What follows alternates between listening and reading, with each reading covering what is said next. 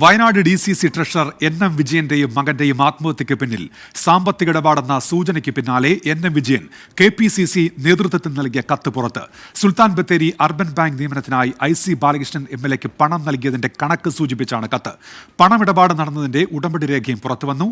NM വിജയന്റെ മരണത്തിൽ സമഗ്ര അന്വേഷണം നടത്താൻ KPCCയോട് ആവശ്യപ്പെടുമെന്ന് വയനാട് DCC പ്രസിഡന്റ് ND അപ്പച്ചൻ പറഞ്ഞു.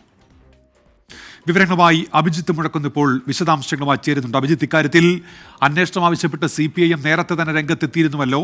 എന്തൊക്കെയാണ് ഈ കത്ത് പുറത്തു വരുമ്പോൾ വ്യക്തമാകുന്ന കാര്യങ്ങൾ, അഭിജിത്ത്?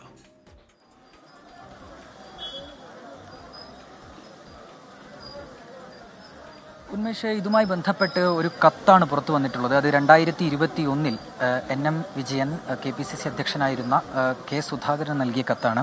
ആ കത്തിൽ പറയുന്നത് ഉദ്യോഗാർത്ഥികളിൽ നിന്ന് പണം വാങ്ങിയിട്ടുണ്ട്. അത് സുൽത്താൻ ബത്തേരി അർബൻ ബാങ്ക് നിയമനത്തിനാണ്. അതിൽ 10 ലക്ഷം രൂപ IC ബാലകൃഷ്ണനെ ഏൽപ്പിച്ചുവെന്നും ഈ കത്തിൽ പറയുന്നുണ്ട്. ഈ നിയമനം നൽകാം എന്നറിയിച്ചായിരുന്നു ഈ പണം വാങ്ങിയത്. പക്ഷെ ആ രീതിയിലുള്ള നിയമനം നടന്നില്ല. ഈ വാങ്ങിയ പണം കോൺഗ്രസ് നേതാക്കൾ തിരിച്ചു നൽകിയിട്ടില്ല. അതിൽ ഒരു പരാതിയായി ഈ കത്തിലൂടെ അറിയിക്കുകയായിരുന്നു NM വിജയൻ. ആ കത്ത് പുറത്തു വന്നിട്ടുണ്ട്. പക്ഷേ ഇതുമായി ബന്ധപ്പെട്ട് ND അപ്പച്ചൻ, അതായത് വയനാട് DCC പ്രസിഡന്റ് നൽകിയൊരു വിശദീകരണം, ഒരു അന്വേഷണം KPCC ഇതുമായി ബന്ധപ്പെട്ട് നടത്തിയതാണ്. പക്ഷേ ഈ ആരോപണത്തിൽ കഴമ്പില്ല എന്ന് തെളിയുകയും ചെയ്തു.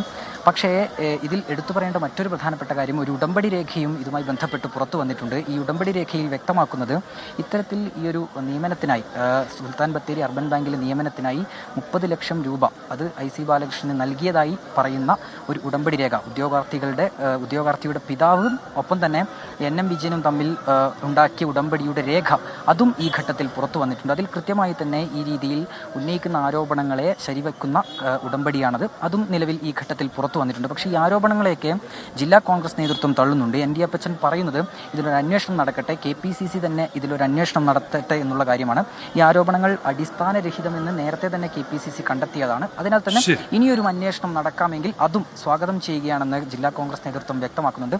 ഏതായാലും നിലവിൽ ഇപ്പോൾ NM വിജയന്റെയും മകന്റെയും മൃതദേഹം അവരുടെ മണിച്ചിറയിലുള്ള വീട്ടിലേക്ക് എത്തിച്ചിട്ടുണ്ട്. ഇവിടെ പൊതുദർശനം ആരംഭിച്ചിട്ടുണ്ട്. നേരത്തെ DCC ഓഫീസിലും ഒപ്പം സുൽത്താൻ ബത്തേരിയിലെ ടൗൺ ഹാളിലും പൊതുദർശനം പൂർത്തിയാക്കിയ ശേഷം മണിച്ചിറയിലെ വീട്ടിലേക്ക് എത്തിച്ചിട്ടുണ്ട്. ഇവിടെ കോൺഗ്രസ് നേതാക്കൾ ഉൾപ്പെടെ, പ്രവർത്തകരുൾപ്പെടെ, ജനങ്ങളുൾപ്പെടെ, നാട്ടുകാരുൾപ്പെടെ വിവിധ തരത്തിലുള്ള ആൾക്കാർ, വിവിധ മേഖലയിലുള്ള ആൾക്കാർ ഇവിടെ വന്ന് അവർക്ക് അന്തിമോപചാരം അർപ്പിക്കുകയാണ്.